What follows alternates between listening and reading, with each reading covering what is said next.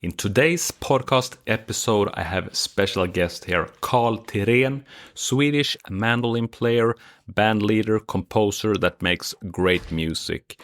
We're going to talk about being a band leader, some tips for or how he's creating his music. And also we're going to talk briefly about having an arm injury and how that can affect your playing.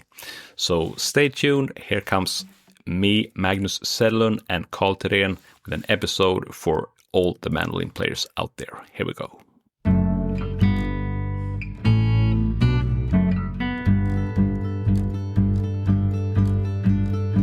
Hey there, music makers. I'm Magnus Zetterlund, and welcome to the Mandolin Secrets podcast.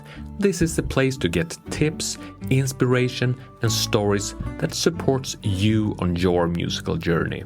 Thank you so much for tuning in, and just know you can go to mandolinsecrets.com/podcast for more information on how to keep up with the show and also find all previous episodes. Now, let's get this episode rolling. Hello, Karl. How are you doing? Hello, Magnus. I'm good. And you? I'm doing really good, and I'm so glad to have you here on the podcast. It's something that I've been thinking of for quite a while, but it's, really good to have you here. Well, thanks for having me. Yes, and I have the feeling that a lot of people in this community that are loving mandolin, but maybe they haven't met you that much before. Mm-hmm. And to give the listeners a brief background, me and Karl, we knew each other for maybe around 20 years or so at this point. And I guess it could be that now. Yeah, and we kind of run into each other every now and then because we're a few of the folk mandolin players around here in Sweden. Mm-hmm. And I'm not even sure, do you even consider yourself like a folk player, or what would you say? Well, I do like a folk musician.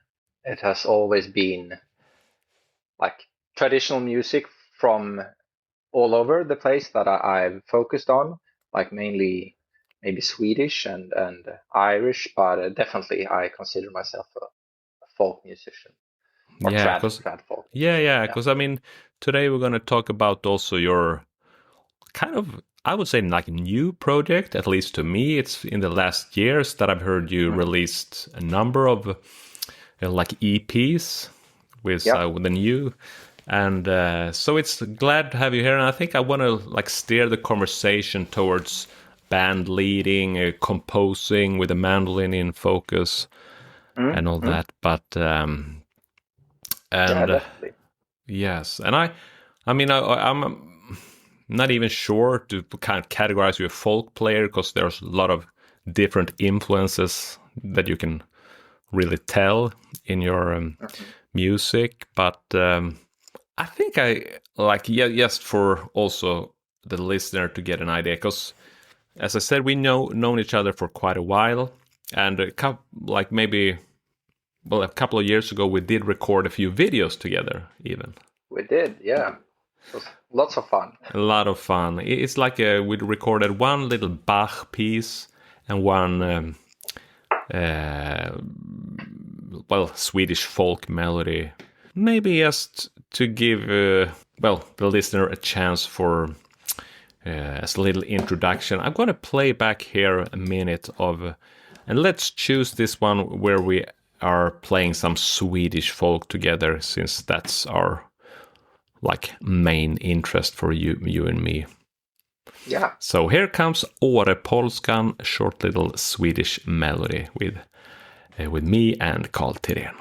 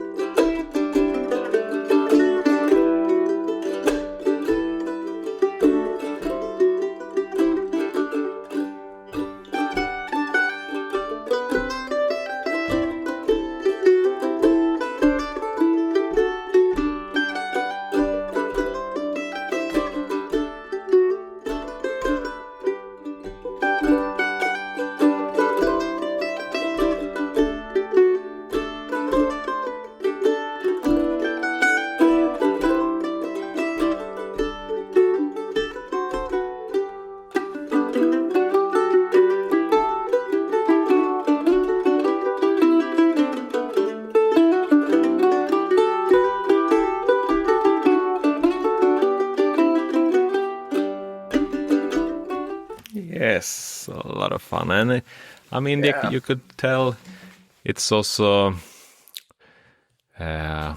well, this is traditional music and normally played on violins, Yes. fiddles. So it's kind of a rare thing here in Sweden with a mandolin duo like that. Hmm. Um, but also, I mean, tell us a little bit about this new project, the Atlas project. So, yeah, it is a new project, but in some terms, it's also a very very long one. And there is a long story of the project. Uh, So it's like it is your music solely, or is it also music yes, from the other band members? yeah, Or it's solely my tunes and yeah, my music, and arranged by the group Atlas. Then. So yeah, Atlas is it's me on the mandolin, and it's our mutual friend Johan Lindblom on the yeah, double bass, yes, and Magnus Grumer on the trombone. So it's quite a unusual setup of instruments playing yeah. together, and I guess that's one of the things with this project, the Hmm. sound of those three instruments together. Um, Yeah, and not only, I mean, the combination of the instruments is really unique, and also each individual instrument within this ensemble has a really kind of unique. I mean, I'm not sure if you can think of two different further apart than the mandolin and the trombone in a way. I mean, no, and I guess so, that's one thing that was really like triggering me of doing this, yeah, yes, because I played some with Johan on the bass yeah, before we started playing with Magnus. And I hmm, mean, mandolin and double bass, they fit perfectly together. I mean, we yeah, have one end of the spectra each, like yes, yeah, yeah, the frequency range. exactly. But when I started recording us, I felt that something is missing in the middle. Hmm. And yeah, there you have the trombone. It's yeah. Let us quickly listen to one of the tracks. Which one would actually highlight the? Well, this is trombone in all. Yeah. How So how, how about this? Because I also think it's nice to hear. Because we did talk about you and me being sort of folk players here in Sweden, and I mean, there are really like good and a quite big number of mandolin players here in Sweden, but most people are into bluegrass music mhm. or maybe Irish music. Mm. So, mm, but I think, yeah, I'm gonna start with to. And I guess this is my point. Also, when listening to you, because I don't consider you a bluegrass player, No, but no, I no. but Me I neither. do but I do hear a lot of the American influences still in your music. The way they are, because Hmm. I mean, some of your compositions could almost be like a David Grisman, Chris Steele kind of thing. Hmm. Hmm. I So mean, they are two big inspirations, of course, both of them. yeah, Um, yeah, but I agree. I don't consider myself a bluegrass mandolinist either. I haven't played a lot of bluegrass at all, actually. But I mean, I play on an American mandolin, yes. and a lot of the music, the mandolin music I listen to is from America, of course. Yeah, yeah, yeah. So let me play this at least first, because I Hmm. think it just listen. It could be a track from some of the plays we just mentioned, like a more like a modern kind of bluegrass player maybe. So let's listen to Mm. that. But of course, it's the trombone adds this other touch to it. But And I want to compare it also with a few other tracks where you actually you can really tell your European influence with. You have also a background in Irish music that you could maybe not in the perfect music example. Anyway, let's listen to At Least so the audience can hear it.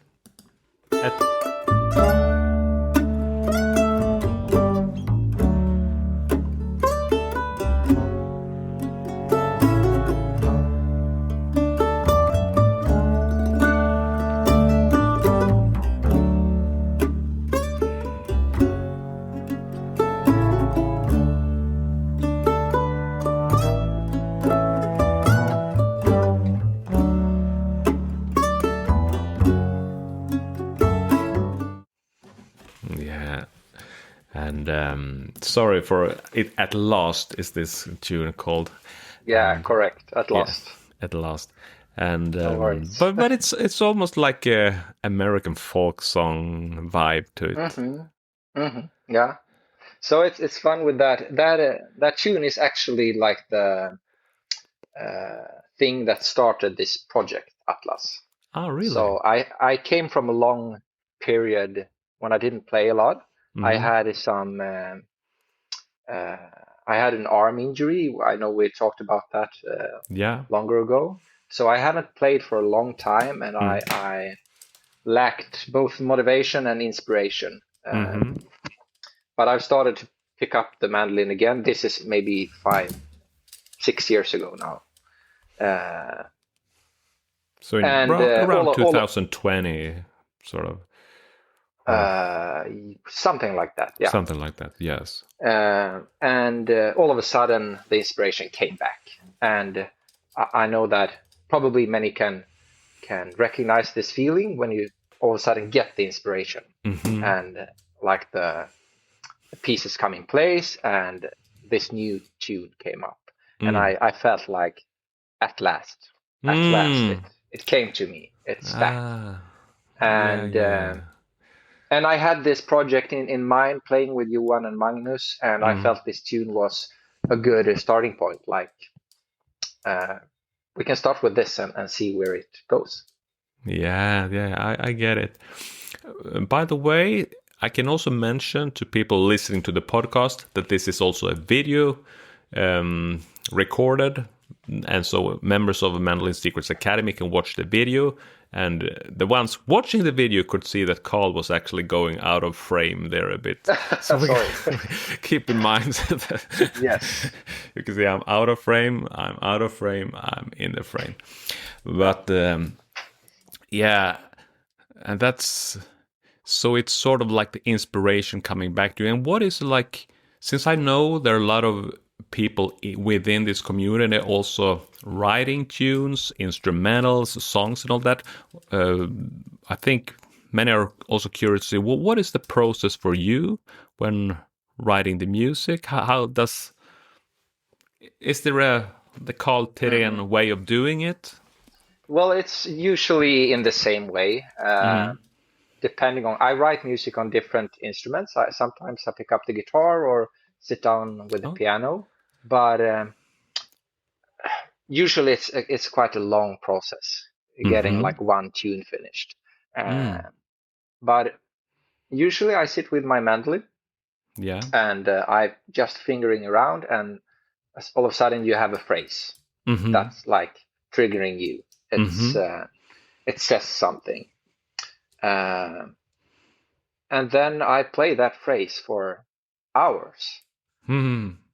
Like, for some tunes, it's literally hours. I play those phrases. Do you record them? Do you notate them? Or is it just like what sticks in your head? Or I mean, they stick in my head, but I usually do like voice memos in my phone. Yeah.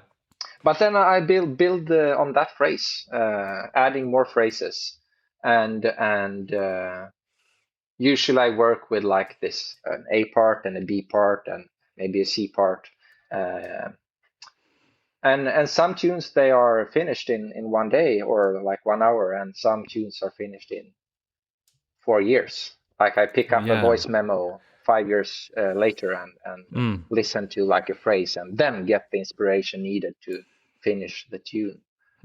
So, but it always starts with an instrument, like sitting down, just jamming with myself. Jamming with yourself, and then that's cool. And it seems like I can kind of recognize that workflow of just you pick up the instrument to play something else, sort of, but then you start. Wait a minute, what did just came up, sort of, and then you. Yeah, and that can be the backside, because the purpose of sitting down could be to practice something. Yes, yeah. That I need to practice, and then you come up with this idea and a phrase, and you play that instead. Well, now touching up on practice, what is your? I mean, a lot of people in this community also have sort of every one of us is aspiring mandolin players that want to improve, become better, and all that. And it's always interesting to hear from someone like you. What is your way of practicing? What are you practicing? Well, first and foremost, I think the most important always is to practice listening. I mean, knowing what you like, both like in genre, in what music, but also sounds. And when we talk about like mandolin specifically, what kind of tone do you like? What like try to explore that. Practicing listening, I think that's really important. But then I'm not the best practice person. I have to admit. Okay. What is the best practice person like? Well, I imagine someone really focusing and strict about playing those scales and in different keys and exploring the fretboard. And usually I do that while making music. Like I practice tunes. And if it is a tune I find hard, or a part of a tune I find hard, then I slow that down and play it for many times till I can play it fast. So usually I practice like through playing tunes. Yes. Basically. Yeah. I think and I guess hearing that, I think it's sort of more like a desired-driven approach than maybe disciplined or structured way of. That's what I'm hearing when you're saying that, and but that's and it's also something that I try to pass on to students that like it's probably way better spend time on things that feels inspiring and with the desire than doing something that's when there's a resistance. So that seems really wise doing that. And also back to your composing, you did mention there, but now that you have this specific setting and band in mind, do you even like construct the parts for Magnus, the trombone player, or does he? Or what is that like? Well, with some of the tunes, I've composed them with the project in mind, and like for example, one of the tunes, it's called trombe, which is a word for, I think it's hurricane in English. And trombe is also a part of the word trombone. And the melody, I wrote it on my mandolin, but I felt immediately this is not a mandolin melody. This needs something bigger or wider, and that was the trombone. So I composed that one specifically for the trombone, actually. Yeah, and it kind of starts with a like arpeggiated mandolin, like almost like a whirlwind kind of Yes, thing. yeah. Yeah. I love that tune, and we should actually have a quick listen to it. And for people listening to the podcast, just know that we're just playing short clips here, 30-second kind of bite-sized pieces. But this music, or Carl, where can people go listen to this music, and where can they find it? So this music is available at all like platforms, Spotify, Apple Music, you name it, and for free for everyone to listen to. But it's always also like a CD, a physical CD. If someone wants to order, they can contact me. Nice. So there's even like a CD with I think I have it here. with a collection of the. Oh, it looks nice. So all of the 3 like EPs is in this one. Oh, that's clever way of doing it. So it will, and with that said, it would also meant from that like that from the beginning. It was recorded like. It was recorded as an album. The only like reason to release it in 3 different steps was to like prolong the enjoyment of releasing music, like because releasing a whole album today can be it's I mean with Spotify and streaming music, how we consume music today is usually you listen to one tune and then you're finished, and like sitting down listening to a whole album with 10 songs is quite unusual these days, I think. So I released it 3 tunes at a time to like then you can focus for 3 tunes to listen to those 3 tunes. And it's sort of like a modern way of publishing, releasing music, as you said, to extend the period. And I didn't know there was an album like with the 3 of them. Well, I'm getting off track, but we should listen to a bit of Tromb here. And I need to say something first about the Tromb. The 30-second clip I sent you. I don't think we hear the trombone that much. No, it's more like the solo piece, right? It's like the solo part, yeah. But hey, here's what can happen in since I think I actually have a longer clip of it that we can listen to first, and then we can listen to the solo. I'm doing like this.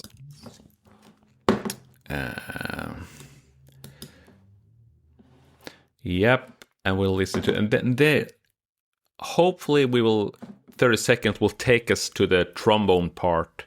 It's pretty catchy melody somehow, but we'll see how far it's. I can't remember where we're coming, but the it's very like. What do you call this? Like program music? I'm not sure if you can say that in English, if it translates, but when music is actually describing a scene in some way. But you can... So Tromb is a very suitable title for this song, I must say.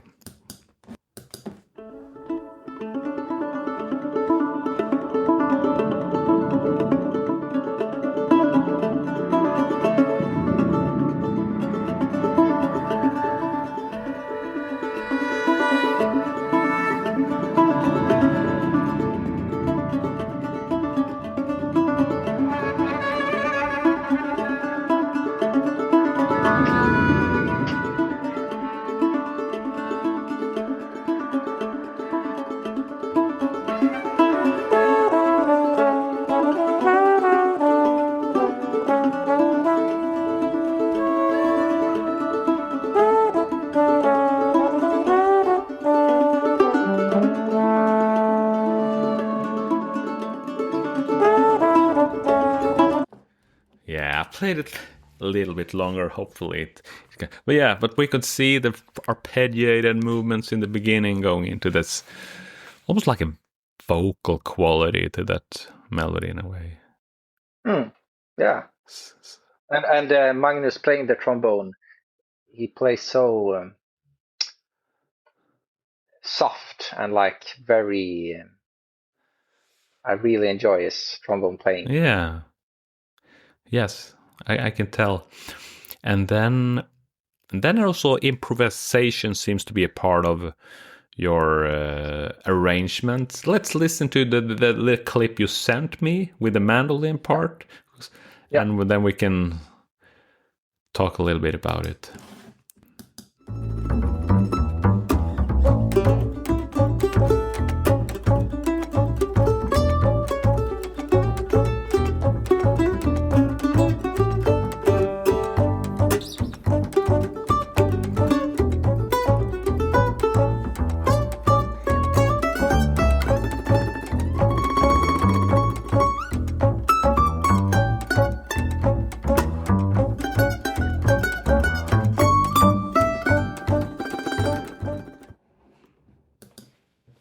Yeah, what are we hearing there? So that was the solo part of this tune, Trom. And I guess one thing, the advantage of playing with the trombone. I mean, I really like brass music, like big band jazz, having a brass section behind you. Now it's only one trombone, but it's really nice to have that background when Yeah, soloing. yeah. And actually, we did a tour this autumn with this material, and we had a trumpet player with us as well, Oh, a guy named Karl Valmyr. so you played like a quartet? Quartet, yes, exactly. So then I really had like a brass section behind me Wow. doing this, and that it's something I really enjoy listening to and also like playing with. Yeah, I mean, I could hear doing like rhythmics, bop, bop, bop, that kind of, and also what stands out to me is also like the bass playing from Johan Lindblom. So yeah, Carl already mentioned one of our mutual friends, Johan Lindblom, who plays now bass. He's one of my favorite musicians all times to play music with, because he's such a brilliant musician actually. Yeah, And so me and Johan played in the same band for many years. We had a band together, if you can say, Primus Motor. But yes, so it's I'm sort of, it's really inspiring to see that you're actually doing it, writing your own music, getting people together, touring. I mean, even if it's in I know it's small scale kind of. it is. It's small scale, yeah. But you are doing it, and it's really inspiring to see. So a lot of credit to you for just being Thank you. at It's it. it's been a like a a dream for many years, recording my own music and Yeah, really handpick the people I want to play with. yeah, But in this project, it's also like a coincidence that we play together, and it has to do with the name as well, Atlas. yeah, Because me and Johan, and also Magnus in some way, have a common history of having injuries, having to stop playing for a longer period of time, years. yeah, Me with my arm injury, and Johan, he broke his hands, yes, so he stopped playing for many years. yeah, And all three of us actually had to like change career, because we, and different extent, we were all doing music full time in some way. yes, yeah, And we ended up in the same place in Gävle, where I live right now, and with the same idea of doing something else. So we studied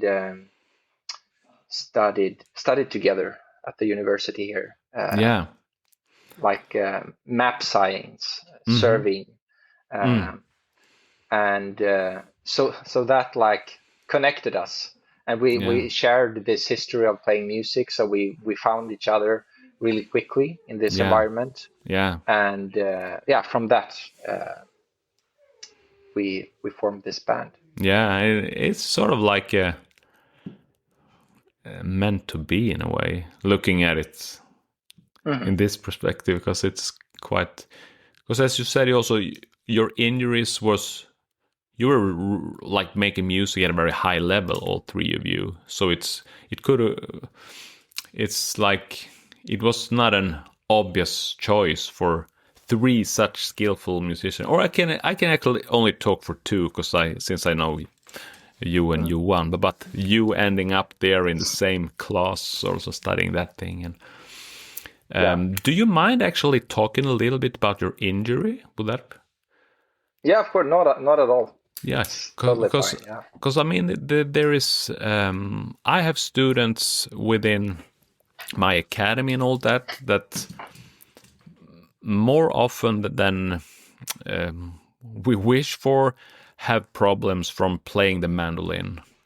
And correct me if I'm wrong, but your problem came at least partly from playing the instrument, right? Yes. Yes. Totally. Yeah. So, and that's, I mean, a lot of people end up there sooner or later with problems in to some extent. Yeah. And I don't know if mandolin is more like it's more on mandolin than other instruments, but it's quite a high string tension on mandolin. Yeah. And depending on your setup, it can take some amount of like force to get the notes. And if you're not aware of that, like how much tension there is, it can be easy to get like a strain or an inflammation or I think they call it like a tendonitis, or exactly. I'm not sure how to pronounce it even in English. Ansträngning we would call it. Yeah, but like an inflammation. Inflammation, yes. And so it's your fretting hand that was hurting. Yes, my fretting hand. I'm guessing, and first, I think this is common among almost every instrument group. Because I hear so many fiddle, violin players, I hear cello players, guitar players, piano players. I think it's just the fact that we're spending a lot of time doing something that it's not ergonomical. So not any. So that itself, and then also the mental aspect of performing music, that is also somehow stressful. So I think that the combination of it, so it's more. I think 9 out of 10 musicians that I know have or have had some problems from playing their instrument, and that's But maybe your was a little bit worse, since it actually made you have to stop playing for a while. But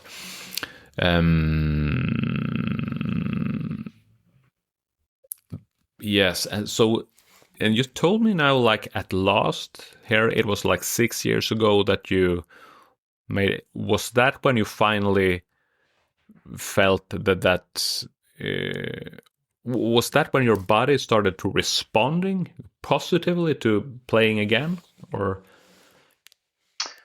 Good question. I think I had periods before that when I played. After the injury, I did, but it was definitely like a turning point, and mainly getting the inspiration back for the mandolin. Yeah, and maybe also. Like, because you found a way to kind of what is inspiring for you. Yeah. I guess because also hearing that maybe that this when you were trying to be more disciplined and more structured, maybe that maybe wasn't suiting. I'm not sure. I'm just guessing here, but no. Yeah, but it's. One thing that led to the injury was like doing it too much, not listening to the body. Yeah. and like forcing Yeah. the body to too much. Yes. But I think it's good to hear your experience from that, and I guess that summarizes it all. So if we are forcing and not listening to our body, we can end up there. Any one of us can do it. So it's really, but we have to be careful for that. I remember, so inside, well, I have this, well, in the online academy I even made specific video. It's like, take care of your hands, mandolin players, because there were people saying about wrist problems and all that. And so I realized, instead of putting out some more exercises for people to do, some more tunes to play, this week what I'm going to do, I made a 20-minute videos talking about my previous problems with my wrists and how I now kind of take care of my hands more to de-stress and all that. I mean, it's so important, and it's good to learn about it. If you're new to the mandolin, it's good to learn it early. I mean, to get it into your practice routine and the way you handle the mandolin. I mean, we've been mentioning David Grisman, we've been mentioning Chris Steele. I even read articles about them dealing with their specific problems around it. And so Grisman has this specific, what is the shoulder strap to, because he had some really bad shoulder problems and all that. Well, yeah. Let's also listen to, I want to play back, I think it's a very, very beautiful tune. It's sort of like an bridal march or something. Yes.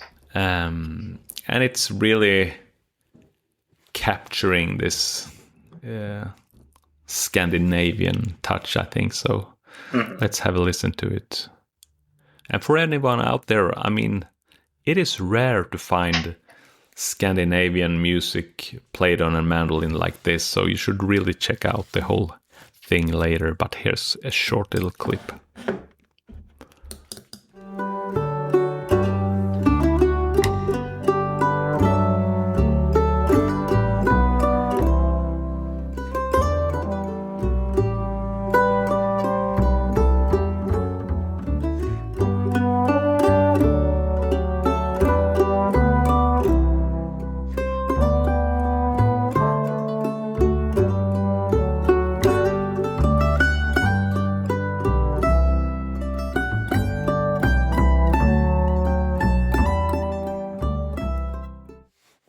Yes.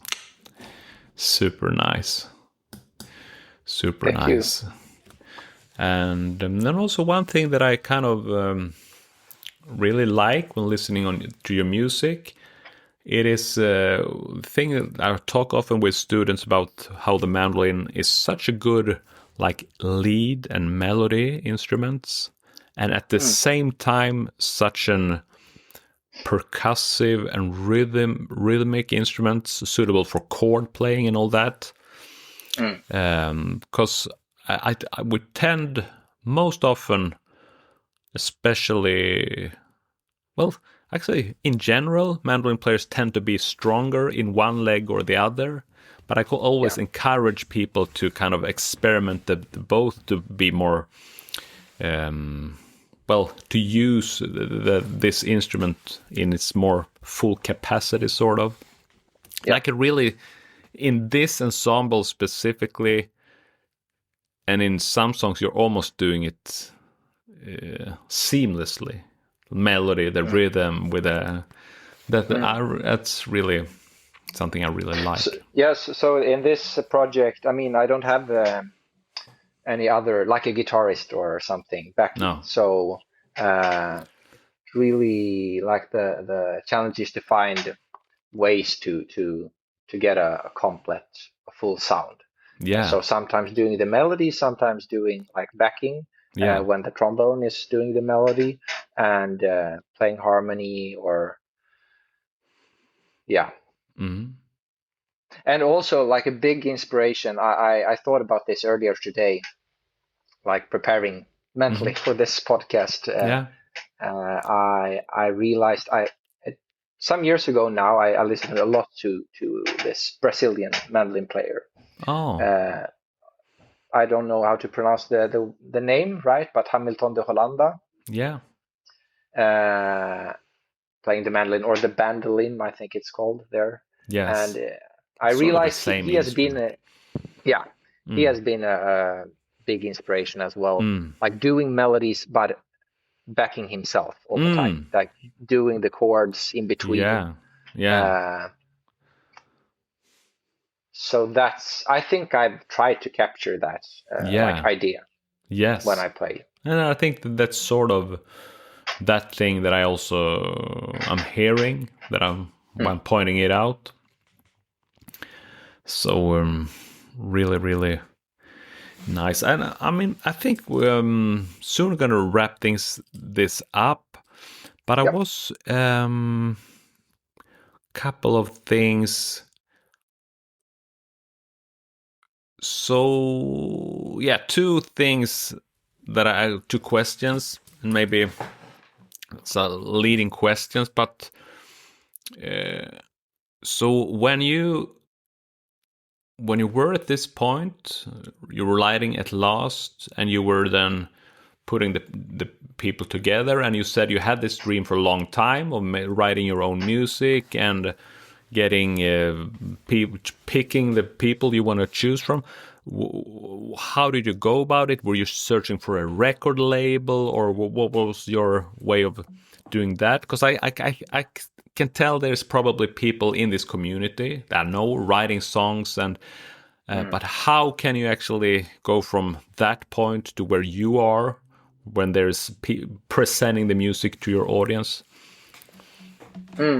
So as you mentioned earlier, this is done in a small scale, and but I mean nowadays you don't have to have these record labels to get your music out. There are so many ways to Do you reach have out. one? No, I don't. No. So I released it myself, and I guess I just searched for advice among my friends doing music. How did they do? So I recorded in very small scale at home, with a friend as a sound technician.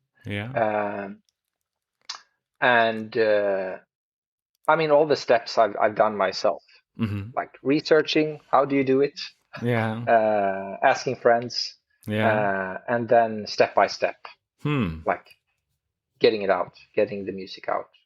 Cool. And are there, is there anything coming up from you and this band?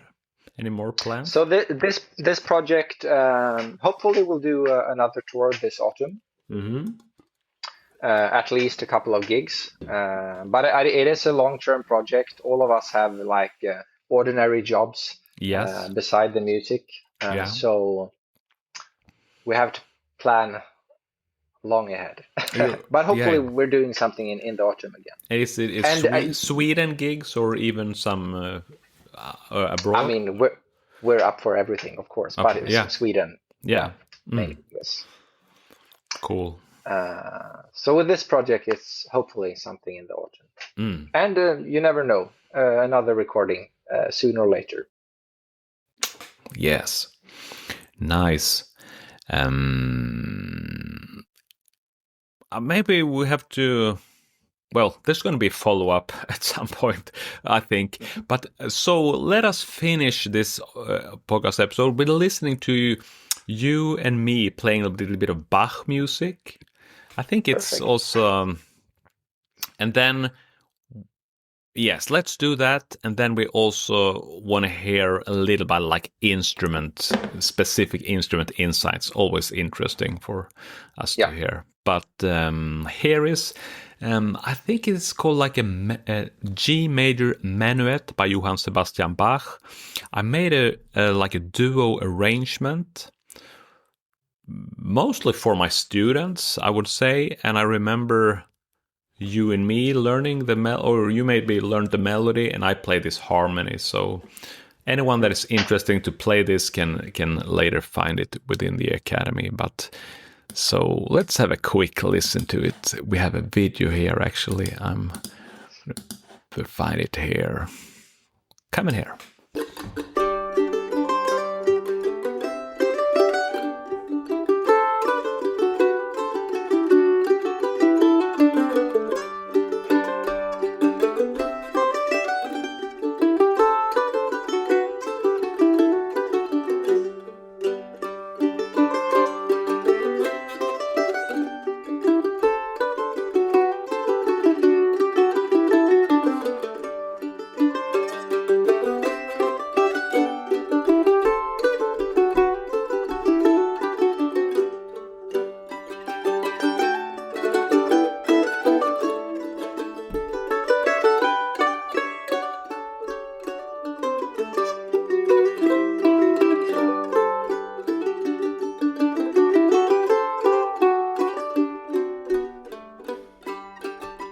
Yeah, we should actually at some point record those properly.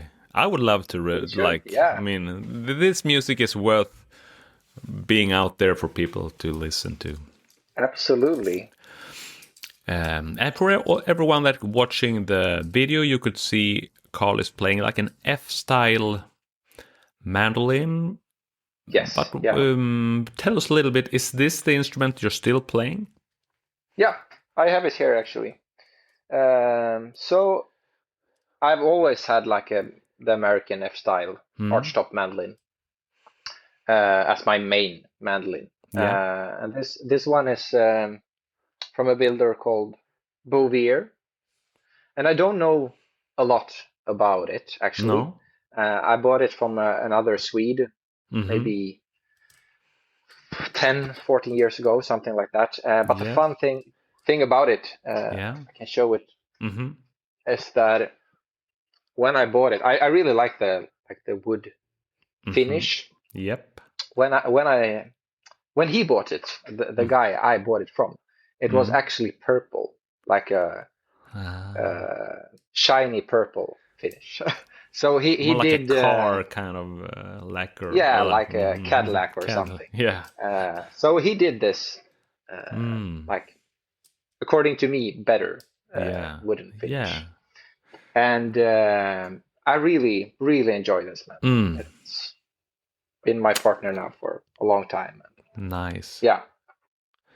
And then I have like this Nordic mandolin as well, because there are, as you know, Magnus, Nordic builders building like in the mandolin family, building mandolas and citterns and all that. Yes. So I have one from the builder Mats Nordvall as well. Yeah. Flat top. Nice. But on the recordings, I can hear the F style being used on all night, like the Atlas tracks, right? Yeah. It's cool.